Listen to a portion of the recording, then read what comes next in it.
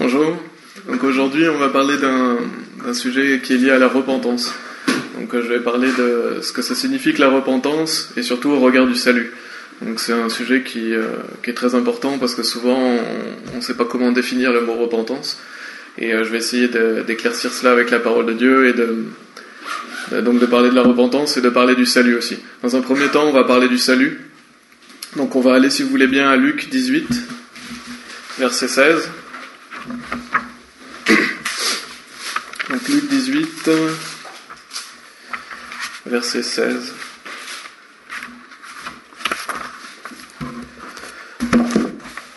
Et donc c'est Jésus qui parle, et Jésus nous dit « Mais Jésus les appela à lui et dit « Laissez les petits enfants venir à moi, et ne les empêchez pas, car de tel est le royaume de Dieu. En vérité, je vous dis, quiconque ne recevra pas le royaume de Dieu comme un petit enfant, n'y entrera en aucun cas. » Donc j'ai choisi ces versets pour vous montrer que Dieu nous dit qu'il faut recevoir le royaume de Dieu comme un enfant. D'accord ? Qu'est-ce que ça veut dire ? Ça veut dire que nous devons être dépendants. Parce qu'un enfant, quelle est la caractéristique principale d'un enfant ? C'est d'être dépendant de ses parents. On sait qu'un enfant dépend de ses parents, on sait qu'un enfant ne peut rien faire sans ses parents. Donc là, ce que montre Jésus-Christ dans ces versets, c'est qu'on est complètement dépendant de Dieu pour notre salut. On doit recevoir le royaume de Dieu comme un enfant. Qu'est-ce que ça veut dire ? Ça veut dire qu'on ne le reçoit pas par nos bonnes actions, on ne le reçoit pas par notre manière de se comporter, mais on le reçoit par le fait que Dieu nous sauve. Et c'est très important de souligner ça dans ces versets, donc de voir que Dieu nous dit qu'on doit être dépendant de lui.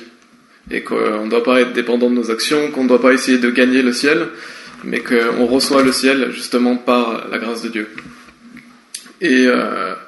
Et au regard de ce que je vais mentionner plus tard, ce que je voulais aussi souligner, c'est qu'un enfant n'apporte rien. C'est-à-dire que quand on lui offre un cadeau, il reçoit le cadeau tel qu'il est. Et donc, nous-mêmes, on n'a rien à apporter à Dieu pour le salut, à part bien sûr croire en Jésus-Christ, mais on ne doit pas apporter nos actions. Ça veut dire quoi ? On doit venir tel que l'on est, on ne doit pas changer de vie, on ne doit pas essayer de se repentir de sa mauvaise vie pour venir à Christ, mais on vient à Christ pour qu'il nous pardonne justement nos péchés. Et je souligne ça parce qu'après on va voir un peu plus en détail. Ensuite, on peut aller au verset 18, donc qui est une histoire... c'est un jeune homme riche donc qui se présente à Jésus-Christ et qui va lui poser la question « Bon maître, que ferais-je pour hériter la vie éternelle ?» Donc Jésus lui dit « Pourquoi m'appelles-tu bon ? Personne n'est bon, sauf un, c'est-à-dire Dieu. Tu connais les commandements, ne commets pas d'adultère, ne tue pas, ne vole pas, ne dis pas de faux témoignages, honore ton père et ta mère. » Et donc on voit que Jésus-Christ, on pourrait se demander pourquoi Jésus-Christ lui répond comme ça, parce que nous en tant que chrétiens, on sait qu'on est sauvé par la foi. Donc pourquoi Jésus-Christ lui dit de garder les commandements pour être sauvé ? Parce que ce jeune homme n'est pas sincère. Donc on voit qu'il vient avec un cœur orgueilleux. Il lui dit que ferais-je pour hériter la vie éternelle, comme s'il avait quelque chose à apporter et comme s'il devait faire quelque chose pour ça. C'est pour ça que Jésus-Christ lui répond avec fermeté en lui montrant en fait ses limites. Parce que qu'est-ce qui va arriver dans le verset 21 ? Le jeune homme va dire, et il dit, « Je les ai gardés tous depuis ma jeunesse. » Là, on peut voir que le jeune homme ment, parce que personne n'a obéi à ses parents à 100%, c'est impossible d'obéir à ses parents à 100%. Donc on voit qu'il n'est pas sincère dans ses réponses. Et au verset 22, Alors quand Jésus entendit ces choses, il lui dit, « Cependant, il te manque une chose. Vends tout ce que tu as et distribue-le aux pauvres, et tu auras un trésor dans le ciel, et viens, suis-moi. » Et quand il entendit cela, il fut très attristé, car il était très riche. Donc quelle est la réaction du jeune homme ? Il n'est pas capable de faire ça. Et Jésus savait justement ses limites. Il savait que, en lui répondant ça, il n'allait pas être capable de le faire. Donc ça nous montre que on n'est pas capable par nos propres actions d'aller au paradis, et que Jésus-Christ connaît nos cœurs. Et il sait justement où appuyer.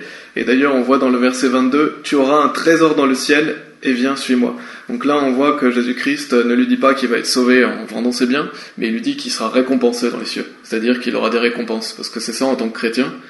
On ne fait pas les œuvres pour le salut, mais on fait les œuvres pour avoir des récompenses, pour être récompensé de Dieu par amour des autres. Et là, Jésus montre qu'il aurait un trésor dans le ciel. Bien sûr, il ne serait pas accepté au ciel, mais il aurait un trésor dans le ciel s'il fait ça. Donc, personne ne peut être sauvé autrement que par la grâce de Dieu. Et c'est ça que je voulais souligner dans ces versets. Parce que le verset d'ailleurs, si vous voulez aller au verset 26, qui nous dit « Et ceux qui l'entendaient dire, qui donc peut être sauvé ?» Et il dit « Les choses qui sont impossibles aux hommes sont possibles à Dieu. » C'est impossible pour nous d'être sauvés par nous-mêmes, mais par contre c'est possible à Dieu de nous sauver. Donc on l'a déjà souvent vu, mais c'est la grâce de Dieu qui nous sauve. Donc c'est impossible par nous-mêmes, c'est la grâce de Dieu qui nous sauve. Et en acte 8, si vous voulez aller en acte 8 aussi, qui parle de l'histoire de l'eunuque avec Philippe. Donc l'eunuque qui lit la parole de Dieu, qui lit le prophète Ésaïe, mais qui ne comprend pas la parole de Dieu. Et donc Dieu va envoyer Philippe sur son chemin pour... En acte 8, on va aller directement au verset 37. Donc pour résumer un peu l'histoire, parce qu'on va pas trop aller dans l'histoire, c'est simplement pour dire que Philippe va éclairer l'eunuque pour qu'il comprenne justement comment il peut être sauvé. Et au verset 37, il est dit, et Philippe dit, si tu crois de tout ton cœur, tu le peux. Et il répondit et dit, je crois que Jésus-Christ est le Fils de Dieu. Donc pourquoi Philippe lui dit, si tu crois de tout ton cœur, tu le peux? Parce qu'au verset 36, l'eunuque lui demande, qu'est-ce qui m'empêche d'être baptisé? Donc qu'est-ce que demande l'eunuque en fait? Qu'est-ce qui me permettra d'être baptisé? Et Philippe lui dit, il faut que tu crois en Jésus-Christ de tout ton cœur. Donc qu'est-ce qui nous permet d'être sauvés? C'est de croire en Jésus-Christ pour ensuite être baptisé dans notre vie de chrétien. Donc on voit bien ici que Philippe ne lui dit pas, il faut que tu fasses ceci, il faut que tu fasses cela, il faut que tu changes de vie, il faut que tu te repentes de tes péchés, il faut que tu sois une bonne personne. Non, il lui dit, si tu crois de tout ton cœur. Et d'ailleurs dans Actes 16, 30, 31, il est bien dit, crois au Seigneur Jésus-Christ et tu seras sauvé. En Jean 3, 15 aussi, on nous dit, afin que quiconque croit en lui ne périsse pas, mais ait la vie éternelle. Donc pour l'instant, ce que je voulais appuyer sur ce point, c'est que on est sauvé par la grâce, par la foi, et on reçoit à ce moment-là la vie éternelle. Donc le salut est très simple. Le salut est vraiment très simple, parce qu'on est sauvé seulement par la foi et parce que Dieu a tout accompli. Nous avons juste à recevoir cela par la foi. Maintenant qu'on a bien appuyé le salut, je voudrais justement rentrer dans le sujet par rapport à la repentance. Donc, qu'est-ce que la repentance au regard du salut? Et si je veux parler de ce sujet, c'est parce que c'est souvent mal compris. Et surtout en France, même dans beaucoup de pays. Mais souvent les gens pensent que la repentance, c'est le fait par exemple de se repentir de ses péchés. Donc beaucoup de personnes vont croire qu'il faut changer de vie pour venir à Jésus-Christ. Et on entend ça souvent prêcher malheureusement dans les églises, alors que c'est pas du tout ça. Et c'est même une fausse doctrine, c'est ce que je vais vous montrer, qui est très dangereuse. Pourquoi? Parce que la repentance des péchés, c'est une œuvre. Et Dieu nous demande d'être sauvé. Enfin, Dieu nous demande d'avoir foi en lui pour être sauvé. Il ne nous demande pas d'œuvrer pour notre salut. Donc c'est important d'exposer cette doctrine. Et si vous avez jamais entendu parler de cela, c'est pas grave. Cela vous permettra d'en être avisé et d'être prêt à répondre aux objections des autres personnes. Parce que peut-être que vous avez jamais entendu parler de la repentance des péchés, peut-être que ça vous est pas familier, mais au moins vous savez ce que c'est. Et si vous rencontrez des personnes dans la rue qui vous disent il faut vous repentir de vos péchés pour être sauvé, vous saurez quoi répondre, vous saurez vers quel verset aller, et vous saurez comment leur expliquer le salut. Et ça vous permettra à vous aussi donc d'éclaircir cette notion de repentance et d'être clair, parce que si vous voulez aller annoncer le salut aux autres personnes, il faut que vous soyez clair aussi sur le salut vous-même. Donc comme j'ai dit, il arrive très souvent que des personnes associent pour le salut le mot repentance. Donc les gens pensent que les gens associent le mot repentance au fait de changer de vie. Ils associent le mot repentance au fait de se repentir de ses péchés, de se détourner de ses péchés. Et donc ça c'est un faux évangile, et c'est un évangile basé sur les œuvres. Pourquoi? Parce que Dieu ne veut pas qu'on se glorifie soi-même, il ne veut pas qu'on apporte nos œuvres, mais il veut qu'on soit sauvé par sa grâce. Et pour cela, on va aller voir... Non, déjà, je voulais souligner aussi une chose, c'est que la notion de se repentir de ses péchés, on ne le trouve jamais dans la Bible. Vous pouvez chercher autant de temps que vous voulez, il n'y a jamais écrit se repentir de ses péchés, la repentance des péchés. Il est notion de repentance, il est notion de pardon des péchés, mais on ne trouve jamais cette phrase dans la Bible. Ce n'est pas biblique. En fait, de rajouter repentance des péchés après repentance, c'est rajouter à la parole de Dieu. Et d'ailleurs, la plupart des gens qui pensent qu'il faut se repentir de ses péchés pour être sauvé, qu'est-ce qu'ils font? En fait, ils abaissent la barre de la justice de Dieu. Parce que la justice de Dieu, elle est parfaite. Dieu est parfait. Donc, pour se dire qu'on doit changer de vie pour être sauvé, qu'est-ce que font les gens? Ils pensent que Dieu va les accepter simplement si, par exemple, ils ne vont pas tuer quelqu'un, ils ne volent pas, ils ne mentent pas, ou des choses vraiment qu'ils se sentent capables de faire. Mais rien que dans nos pensées, nous péchons. Donc c'est impossible de ne jamais pécher. Et c'est pour ça que souvent, ces gens-là, ce qu'ils font, c'est qu'ils abaissent la perfection de Dieu à leur niveau, au lieu de voir que Dieu est parfait et qu'eux-mêmes ne peuvent rien faire pour aller au paradis. Et donc à ce sujet, pour justement exposer cette doctrine, on va simplement aller à certains versets. Déjà, ce que je voudrais souligner, c'est que c'est Dieu qui se repent le plus dans la Bible. Donc, quelle est la personne qui se repent le plus dans la Bible? C'est Dieu. Donc, c'est pas les hommes, c'est Dieu. Et est-ce que Dieu a des péchés? Non, Dieu a aucun péché. Donc, si se repentir, ça signifie se repentir de ses péchés, Dieu serait pécheur. Alors, on sait que Dieu n'est pas pécheur. Et dans Exode, par exemple, 32-14, il est dit « Et le Seigneur se repentit du mal qu'il avait pensé faire à son peuple. » Donc, on voit que Dieu se repent du mal qu'il avait pensé, donc la punition, le châtiment qu'il voulait faire sur son peuple. Le Seigneur va se repentir de ça. Donc bien sûr, comme je l'ai dit, Dieu est parfait, Dieu ne s'est pas repenti d'un péché qu'il allait commettre, mais d'une décision qu'il allait prendre. Et c'est le fait de se détourner d'une action vers une autre. Et par exemple, il y a aussi 1 Samuel 15, qui nous parle de Dieu qui prend la décision d'établir Saül comme roi. Et après on voit qu'il se repent de cette décision. Pourquoi? Parce que Saül va commettre des mauvaises actions et Dieu va se sentir... il va vouloir se repentir justement d'avoir établi Saül. Donc là, dans ce premier point, je voulais vous montrer que c'est Dieu qui se repent le plus dans la Bible. Souvent, on n'est pas au courant de ça, mais c'est Dieu qui se repent le plus. Donc se repentir, ça signifie pas se repentir de ses péchés, mais ça signifie de changer d'avis, de changer de position sur quelque chose. En plus aussi, dans la Bible, on peut voir que la repentance n'est pas toujours positive. Ça veut dire quoi? Ça veut dire que c'est pas parce qu'on se repent de quelque chose qu'on va aller vers quelque chose de mieux. Et ça, par exemple, dans Exode 13, qui parle, si vous voulez aller au verset 17, en Exode 13, dans l'Ancien Testament. Donc l'Exode 13, ça parle de la sortie du peuple d'Israël, d'Égypte, à l'époque de Moïse. Donc Dieu parle justement à Moïse, et il parle justement du fait qu'Israël a quitté l'Égypte. Et dans le verset 17, il est dit « Et il arriva quand Pharaon laissa aller le peuple, que Dieu ne les conduisit pas par le chemin du pays des Philistins, bien que plus proche, car Dieu dit « De peur que d'aventure le peuple ne se repente quand ils verront la guerre et qu'ils ne retournent en Égypte. » Après, je ne sais pas si dans votre version vous avez le mot « repentir ». Mais ce que je veux souligner, c'est que Dieu dit « De peur que d'aventure le peuple ne se repente quand ils verront la guerre ». Donc on voit ici, qu'est-ce que Dieu ne veut pas? Il ne veut pas que le peuple retourne en Égypte. Il veut que le peuple ait confiance dans les promesses de Dieu. Et le fait de se repentir ici, on voit que c'est pas quelque chose de positif. Parce que le peuple, s'il se repentait pour retourner en Égypte, ce serait pas positif pour Dieu, parce qu'il retournerait sous l'esclavage, il retournerait dans la mauvaise situation dans laquelle ils étaient. Donc ce point souligne vraiment le fait que la repentance, c'est pas tout le temps positif et qu'ici il s'agit d'une mauvaise repentance. Ensuite, bien sûr, comme on l'a vu ce matin, nous sommes tous pécheurs. Personne ne peut dire qu'il est sans péché, on a tous péché, on l'a bien vu ce matin, on a bien éclairci ça. Car tous ont péché et n'atteignent pas la gloire de Dieu, c'est ce que nous dit la Bible. En 1 Jean 1,8 aussi on nous dit « Si nous disons que nous n'avons aucun péché, nous nous trompons nous-mêmes et la vérité n'est pas en nous. » Donc personne ne peut dire qu'il est sans péché.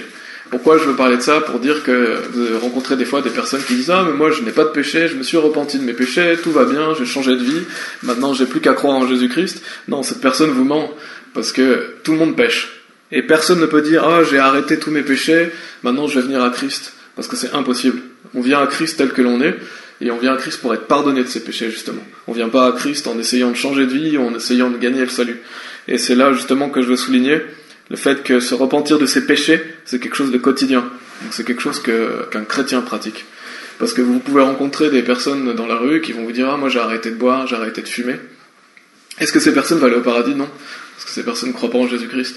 Nous, en tant que chrétiens, ce qu'on doit faire, une fois sauvés, bien sûr, c'est de changer de vie. Dieu attend qu'on fasse ça, mais c'est pas quelque chose d'automatique. Et c'est pas quelque chose qui est nécessaire au salut. Et justement de rajouter cette volonté de gagner son salut par le fait de changer de vie, Dieu n'acceptera pas justement ce salut-là. Il acceptera simplement qu'on vienne comme un enfant et qu'on sache qu'on n'a rien à apporter. Et d'ailleurs, si tout le monde devait se détourner de ses péchés pour être sauvé, personne ne serait sauvé. Parce que Dieu sait très bien qu'on est pécheur. Et des fois, certaines personnes disent oui, il faut avoir la volonté de changer de vie. Donc vous verrez des gens qui vous disent ouais, il faut que vous ayez la volonté d'arrêter de boire, d'arrêter de fumer, et comme ça Dieu va vous pardonner. Mais ça c'est écrit nulle part dans la Bible, on voit jamais le fait d'avoir la volonté de, mais on voit toujours le fait que Dieu, par exemple, quand il se détourne, il le fait vraiment. C'est pas juste en avoir la volonté, c'est de le faire vraiment. Par exemple, comme je dis, quand Dieu s'est détourné de sa colère, il s'est détourné complètement d'elle. Il n'a pas fait que dire oh, j'en ai la volonté, il l'a vraiment fait. D'ailleurs, la repentance est un véritable retournement. C'est pas seulement une volonté de se détourner, c'est vraiment quelque chose qu'on prend au sérieux et c'est quelque chose qui est réel. Ainsi, donc, la repentance pour le salut, ce n'est pas le fait de changer de vie. Donc, je veux vraiment que vous sachiez ça, que le fait de se repentir pour son salut, c'est pas le fait de changer de vie, c'est pas le fait d'arrêter de pécher, et c'est simplement le fait de se tourner vers Jésus-Christ. C'est le fait de se tourner vers le Seigneur et de prendre conscience qu'on est pécheur et qu'on a besoin d'un sauveur. C'est ça la réelle repentance au regard du salut. Et il y a un verset qui est très important, qui malheureusement, dans certaines versions, n'est pas très bien donné, mais c'est Jonas 3,10, qui nous dit « Et Dieu vit leurs œuvres, qu'ils revenaient de leur mauvaise voie. Et Dieu se repentit du mal qu'il avait parlé de leur faire et ne le fit pas. » Et on voit ici, dans ce verset de Jonas 3,10, Dieu vit leurs œuvres, qu'ils revenaient de leur mauvaise voie. Donc qu'est-ce que ça veut dire ? Ça veut dire que le fait de revenir de sa mauvaise voie, c'est une œuvre. On peut pas dire oui, moi je reviens de ma mauvaise voie, c'est Dieu qui me permet de le faire. Non, c'est une œuvre que l'on fait. Et donc on voit le lien entre le fait que changer de vie, c'est une œuvre. Et c'est donc un faux enseignement hérétique de dire qu'il nous faut changer de vie pour être sauvé, car c'est une œuvre. Et on sait qu'on est sauvé seulement par la grâce. Il y a Éphésiens 2, 8, 9 qui nous le dit bien, vous connaissez sûrement bien ce verset. Car par grâce vous êtes sauvés, par la foi, et cela pas de vous-même, c'est le don de Dieu, non des œuvres, afin qu'aucun homme ne se vante. Aucune œuvre n'est ajoutée au salut. Et dans Romains 11, 6, si vous voulez y aller aussi, parce que c'est un verset très important, Romains 11, 6,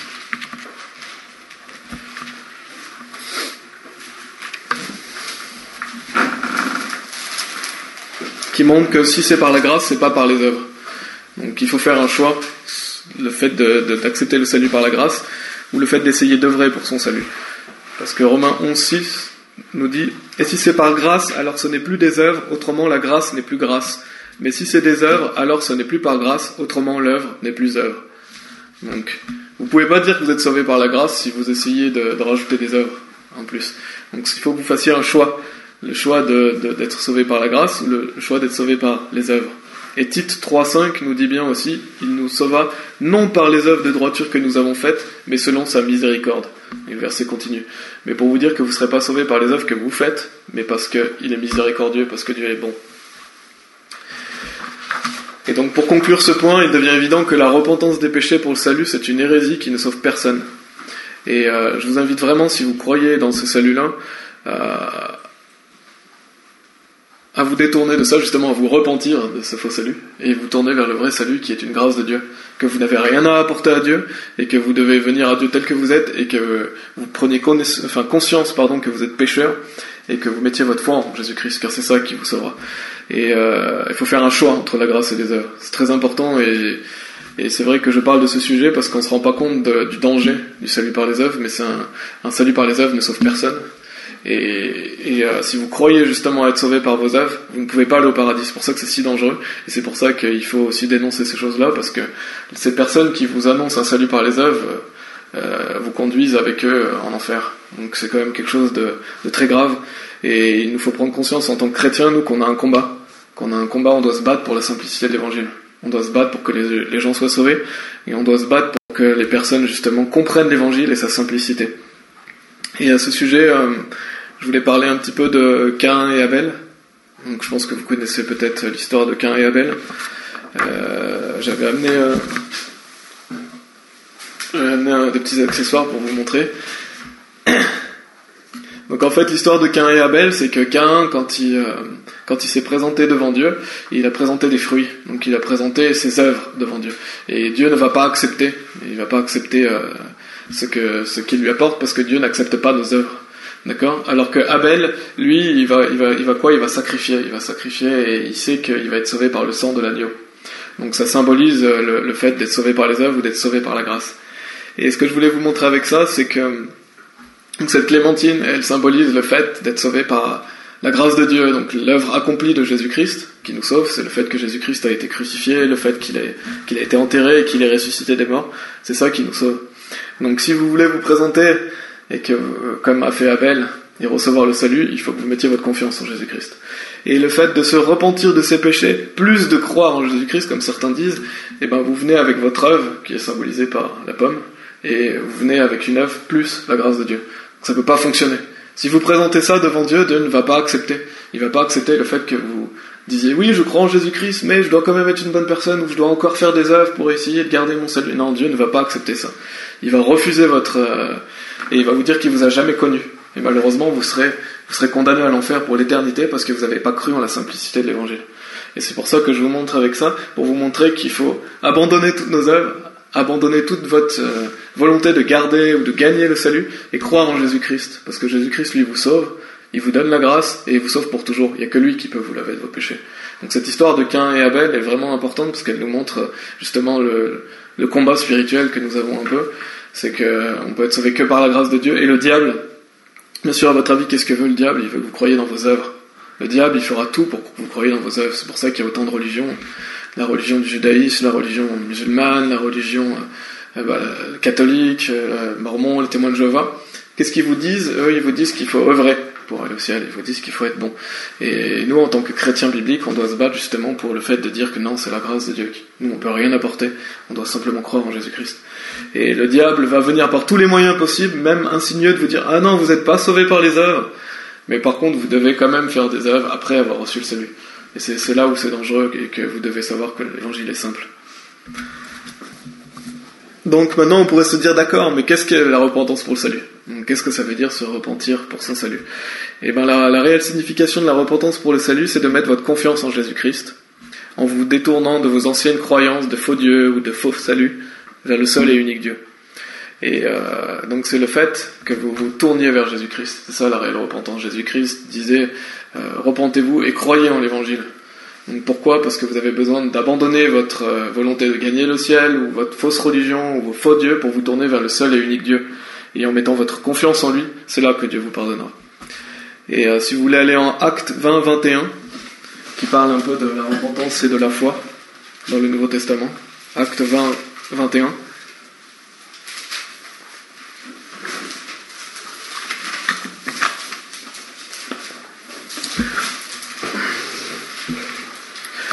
Donc, dans Actes 20-21, il est dit « Témoignant et aux Juifs et aussi aux Grecs, la repentance envers Dieu et la foi envers notre Seigneur Jésus-Christ. » Donc, qu'est-ce que disait Dieu? C'est que vous devez vous repentir, vous tourner vers Dieu, vers le seul vrai Dieu.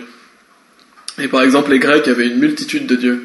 Et donc, qu'est-ce que demandait Dieu? C'est qu'ils se repentent de cette volonté de croire en tous ces dieux et qu'ils croient dans le seul et unique Dieu. Donc, Dieu nous dit « Repentez-vous », ça veut dire « Tournez-vous vers Jésus-Christ, tournez-vous vers Dieu », afin de placer votre foi en lui. Et si vous avez confiance dans un faux Dieu ou dans vos œuvres, alors Dieu vous demande de vous repentir de cela, justement pour mettre votre confiance en Jésus-Christ. Donc là, comme je vous dis, la repentance des fausses religions, elle est importante. On ne peut pas croire en Jésus, plus Bouddha, plus telle personne, plus Marie, plus les saints pour votre salut, mais vous devez croire seulement en Jésus-Christ. Et croire en Jésus-Christ, justement, c'est avoir confiance complètement et entièrement en lui pour être sauvé. Et donc, si vous croyez en Jésus-Christ, vous vous êtes repenti. Parce que si vous dites à quelqu'un, vous annoncez l'évangile à quelqu'un, et que la personne croit en Jésus-Christ, cette personne s'est déjà repentie. Pourquoi? Parce qu'elle ne pourrait pas croire sans la repentance. Donc, quand vous croisez quelqu'un dans la rue, quand vous parlez de l'évangile, quand vous expliquez le salut à quelqu'un, vous n'avez pas besoin de parler de la repentance, parce que si vous lui annoncez l'évangile, et que la personne prend conscience qu'elle est pécheur, eh ben elle va automatiquement prendre conscience qu'elle a besoin d'un sauveur, et si cette personne met sa foi en Jésus-Christ, elle s'est repentie. Donc vous pouvez mentionner le mot repentance, mais quelqu'un qui croit en Jésus-Christ, en fait, c'est déjà repenti. Et c'est pour ça que c'est si important de clarifier ce terme repentance pour le salut. Et si vous voulez aller aussi en Acte 3-19, donc pas très loin de Acte 20-21, Acte 3-19, qui nous dit, donc qui nous parle encore de la repentance et qui nous parle du salut. Repentez-vous donc et soyez convertis, afin que vos péchés puissent être effacés lorsque les temps de revigoration viendront de la présence du Seigneur. Donc on voit encore une fois le fait qu'ils se repentent. Pourquoi? Pour être convertis. Et qu'est-ce qui permet justement d'avoir le fait que vous puissiez être pardonné de vos péchés? C'est le fait que vous vous convertissiez. Et donc Dieu vous dit quoi? Repentez-vous et croyez en la bonne nouvelle. Donc c'est ça la vraie repentance, c'est le fait de passer du rejet de Jésus-Christ à la foi en lui. Donc beaucoup dans le livre je crois que c'est dans le livre, je sais plus si c'est dans le livre de Matthieu, mais en tout cas dans le livre des Actes, Dieu nous parle souvent de la repentance. Pourquoi? Parce que ces gens-là ne croyaient pas en Christ et ils doivent se tourner vers Jésus-Christ. Et ils doivent changer leur état d'esprit. justement afin de se détourner de leur croyance pour se tourner vers la vraie croyance qui permet d'être sauvé. Et je voulais aussi parler brièvement du livre de Jean. Donc le livre de Jean, c'est souvent celui qu'on donne aux personnes. On donne souvent le livre de Jean. Je ne sais pas pourquoi, si vous savez pourquoi on donne souvent le livre de Jean, mais c'est parce qu'en fait le livre de Jean est écrit pour que les gens soient sauvés. C'est ce que nous dit la Bible. Si vous l'allez d'ailleurs à Jean 20, 31, parce qu'il y a un verset qui nous le dit clairement. Jean 20, 31. Donc le livre de Jean est écrit aux non-sauvés pour les sauver. C'est-à-dire que si vous annoncez l'évangile à quelqu'un simplement avec le livre de Jean, la personne peut être sauvée. Parce que c'est cet évangile qui a été écrit afin que vous soyez sauvés. Et c'est le seul d'ailleurs c'est le seul livre de la Bible qui nous dit clairement qu'il a été écrit afin que vous soyez sauvés. Et donc en Jean 20, 31, il est dit « Mais ceux-ci sont écrits afin que vous puissiez croire que Jésus est le Christ, le Fils de Dieu, et qu'en croyant, vous puissiez avoir la vie par son nom. » Donc on voit le fait que ça a été écrit afin que vous puissiez croire en Jésus-Christ. Et c'est ça qui va vous sauver. Donc par exemple, si on peut prendre l'exemple du livre de Galates, lui il a été écrit pour les saints. On voit au début du livre de Galates que c'est écrit à l'église de Galatie. Donc c'est des livres qui sont destinés aux gens qui sont déjà sauvés. Bien sûr, c'est important tout le monde peut lire le livre de Galates, mais il y a des livres qui sont écrits pour qu'on soit sauvé, il y a des livres qui sont écrits pour les personnes qui sont déjà sauvées. Et le livre de Jean est justement le seul livre qui est écrit, qui dit clairement qu'il a été écrit pour que les gens soient sauvés. Et dans le livre de Jean, combien de fois vous retrouvez le mot croire? À peu près une centaine de fois. Vous retrouvez toujours croire au Seigneur Jésus-Christ, par exemple. Vous avez Jean 1,12. Il y a Jean 3,15, Jean 3,16, Jean 3,36, Jean 6,47, Jean 6,40. Il y a plein de versets qui vous disent croyez en Jésus-Christ, croyez en Jésus-Christ. Et combien de fois il y a le mot repentance dans le livre de Jean, à votre avis? 0. Il n'y a pas une seule fois le mot repentance. Pourquoi? Parce que si vous croyez en Jésus-Christ, vous vous êtes repenti. Et c'est pour ça que je veux vraiment souligner ça et que ce soit clair dans votre esprit que si vous avez cru en Jésus-Christ, vous vous êtes repenti. Et ça vous permettra ainsi de mieux l'expliquer aux gens. Et ça vous permettra aussi si vous rencontrez des personnes qui disent « Ah non, la repentance, il faut que vous changiez de vie, il faut changer, vous pouvez pas vous comporter comme ça », cette personne vous ment. Et pas pourquoi elle vous ment? Parce qu'elle comprend pas la simplicité de l'évangile. Donc vous, il faut être sur vos gardes et vraiment avoir les choses claires et déterminées. Et l'évangile est simple, donc il faut pas se détourner de la simplicité. Et Galates nous met en garde justement que si quelqu'un vient avec un autre évangile, il faut que vous soyez sur vos gardes.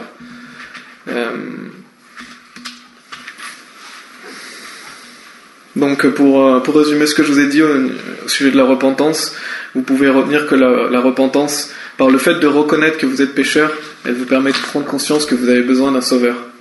Et lorsque vous prenez conscience que vous avez besoin d'un sauveur, et que c'est Jésus-Christ qui est le seul sauveur et le seul Messie, et la repentance vous permet d'affirmer votre foi en lui. Et la repentance et la foi, c'est un peu comme les deux faces d'une même pièce. Vous ne pouvez pas les avoir l'un sans l'autre, c'est-à-dire que si vous vous êtes repenti, après vous placerez votre foi en Jésus-Christ. Maintenant, oui, qu'on a bien déterminé donc la repentance pour le salut, je vais parler très brièvement le fait de se repentir dans sa vie de chrétien, parce que, comme je vous ai dit, la repentance pour le salut, donc c'est le fait de se tourner vers Jésus-Christ, mais dans notre vie de chrétien, Dieu s'attend bien sûr à ce qu'on change de vie, il s'attend à ce qu'on marche avec lui, il s'attend à ce qu'on lui obéisse, et qu'on se repente justement quotidiennement. D'ailleurs en 1 Pierre 3, 10, 12, si vous l'allez en 1 Pierre 3, 10 jusqu'au verset 12, où Dieu justement nous invite à lui obéir, Dieu nous invite à vivre une vie de repentance, une vie conforme et d'obéissance à sa parole. Dieu nous dit dans ces versets « Car celui qui veut aimer la vie et voir de bons jours, qu'il garde sa langue du mal et ses lèvres, afin qu'elle parle sans duplicité, qu'il s'esquive du mal et fasse le bien, qu'il recherche la paix et la poursuive. Car les yeux du Seigneur sont sur les hommes droits, et ses oreilles sont ouvertes à leurs prières. Mais la face du Seigneur est contre ceux qui font le mal. » Donc on voit dans ces versets que Dieu s'attend à ce que vous détourniez du mal, il s'attend à ce que vous fassiez le bien, que vous recherchiez la paix, la justice, la droiture. Donc c'est ce qu'on appelle la vie de chrétien. Mais la vie de chrétien n'est pas pour garder notre salut, elle n'est pas pour confirmer le fait que vous êtes sauvé, parce que vous avez déjà été sauvé si vous avez cru en Jésus-Christ. La vie de chrétien, c'est chaque jour de notre vie, et ça demande une vie d'obéissance à Dieu. Maintenant, pour terminer, j'aimerais inviter toute personne ici qui n'est pas sauvée à être sauvée aujourd'hui. J'aimerais vous poser une question. Si vous deviez mourir aujourd'hui, iriez-vous au ciel ? Peut-être vous n'y avez jamais pensé, vous ne vous êtes peut-être jamais posé la question. Mais la Bible dit que vous pouvez être sûr à 100% d'avoir votre place au paradis. Selon la Bible, il y a certaines choses que vous devez comprendre afin d'obtenir le salut. Tout d'abord, personne ne va au paradis parce qu'il est une bonne personne. Nous n'allons pas au paradis grâce à nos bonnes œuvres. En effet, la Bible dit en Romains chapitre 3, verset 23, « Car tous ont péché et sont privés de la gloire de Dieu. » Aux yeux de Dieu, nous sommes tous coupables d'avoir enfreint sa loi. Nous avons tous commis le péché, comme vous, comme moi.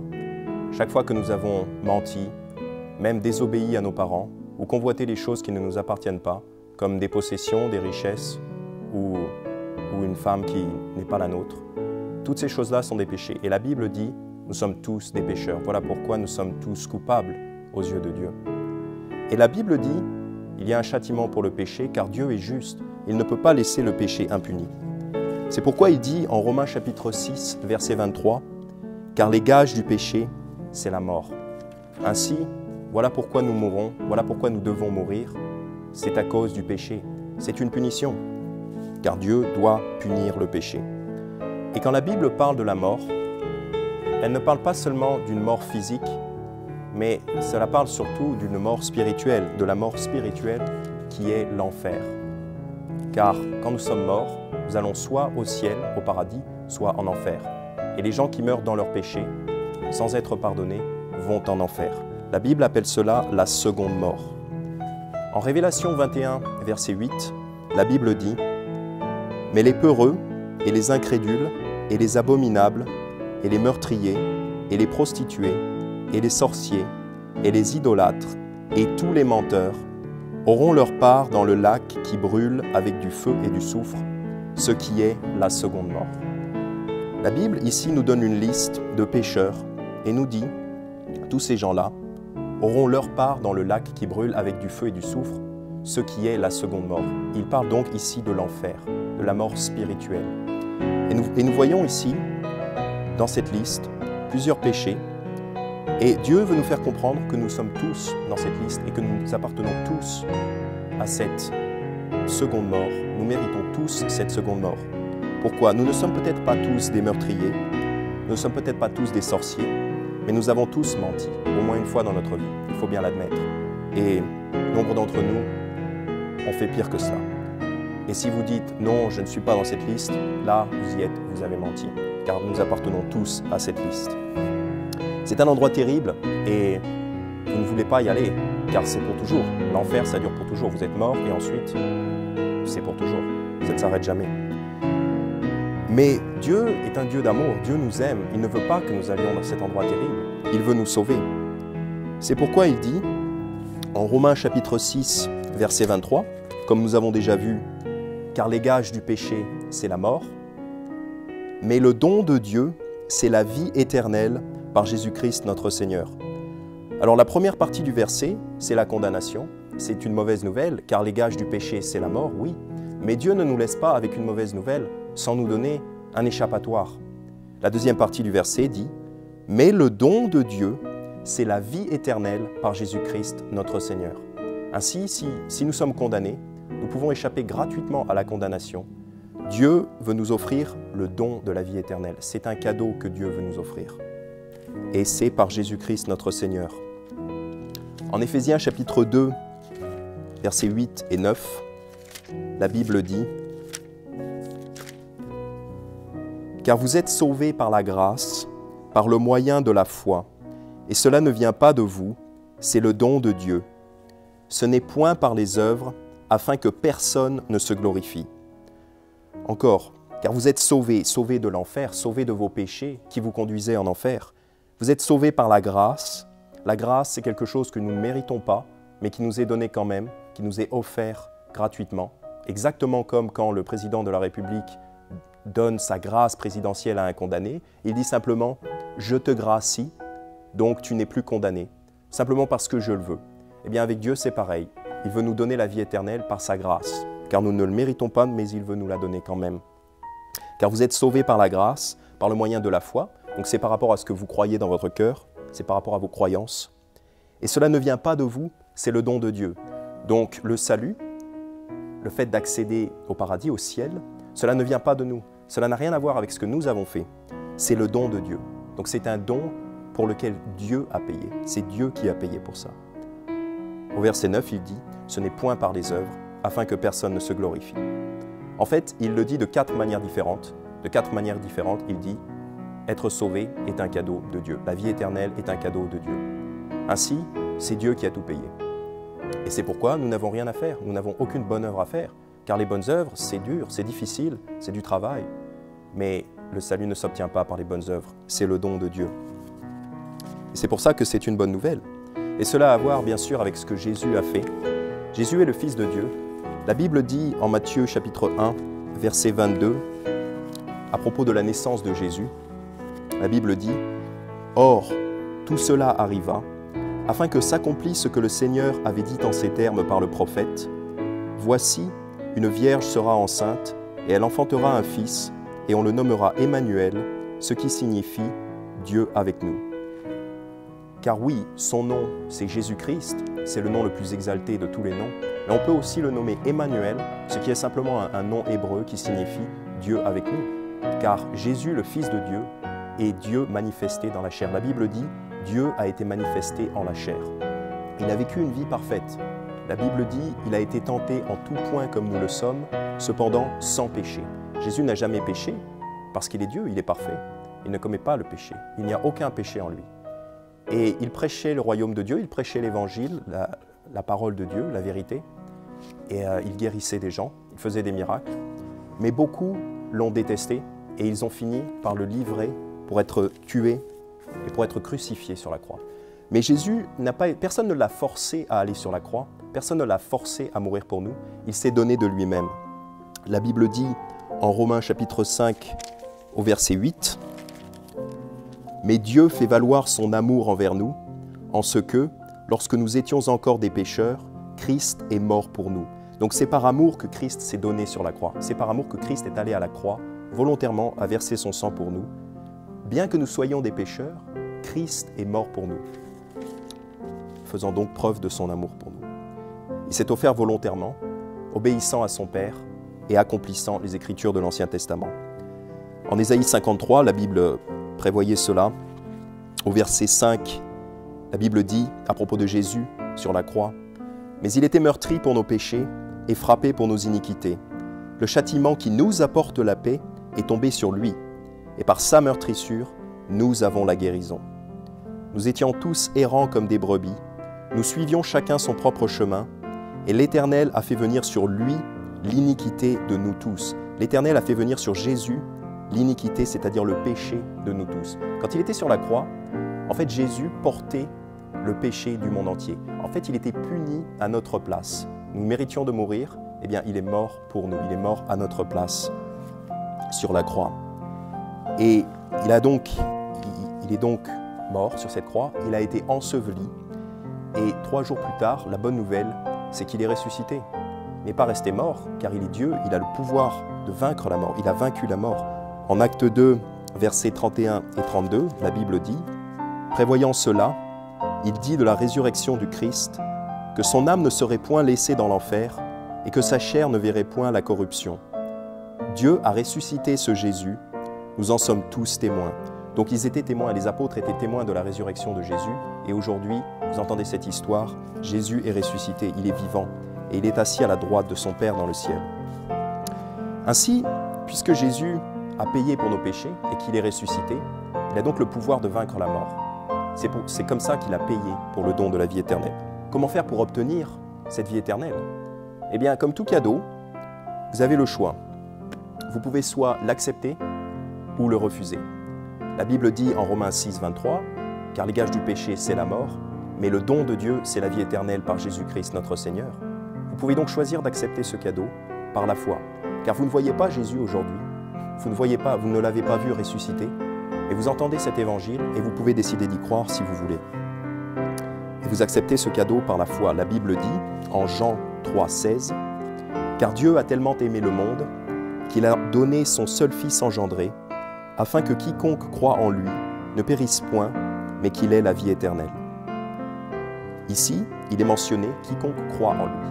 Il n'est aucunement mentionné le fait d'aller à l'église ou d'être baptisé ou de faire des bonnes œuvres. Bien sûr, ces choses-là sont bonnes, mais en ce qui concerne le salut et la vie éternelle, il est seulement mentionné quiconque croit en lui, c'est-à-dire quiconque a la foi en Jésus, quiconque croit que Jésus est mort sur la croix, qu'il a été enseveli et qu'il est ressuscité pour payer pour nos péchés. Si vous croyez cela, la Bible dit, vous avez la vie éternelle. Alors voilà comment vous recevez le cadeau de Dieu, voilà comment vous recevez la vie éternelle. La Bible dit en Romains chapitre 10, verset 9, que si tu confesses de ta bouche le Seigneur Jésus et que tu crois dans ton cœur que Dieu l'a ressuscité des morts, tu seras sauvé. Si tu confesses de ta bouche le Seigneur Jésus, c'est-à-dire si tu admets être un pécheur en danger de l'enfer, condamné à l'enfer, et que tu confesses que Jésus a effectivement payé pour tes péchés sur la croix et qu'il est ressuscité, bien sûr, il faut aussi que tu y crois de ton cœur, il faut que ça vienne du cœur. La Bible dit, si tu confesses de ta bouche le Seigneur Jésus et que tu crois dans ton cœur que Dieu l'a ressuscité des morts, tu seras sauvé. C'est une promesse. Il ne dit pas peut-être avec un peu de chance tu seras sauvé. Non, il dit tu seras sauvé. C'est une promesse de Dieu. C'est pourquoi il dit au verset 13, car quiconque invoquera le nom du Seigneur sera sauvé. Si donc vous lui demandez, il promet de vous sauver et de vous donner la vie éternelle. Et de la même façon que vous n'avez rien fait pour mériter cette vie éternelle, il n'y a rien que vous puissiez faire pour perdre ce cadeau une fois que vous l'avez reçu. Quelqu'un qui croit en Jésus, même s'il commet du péché plus tard, et il en commettra sûrement car nous péchons tous les jours, Dieu a donné ce cadeau. Et on avait l'habitude de dire, quand on était enfant, on disait « donner c'est donner, reprendre c'est voler ». Et puisque Dieu vous a donné la vie éternelle si vous lui avez demandé, il ne peut pas vous la reprendre, car Dieu est juste. Une fois qu'il vous a fait un cadeau, c'est pour toujours. Pour vous assurer de ceci, je vais vous lire ce que dit Jésus en Jean chapitre 10, versets 27 à 30.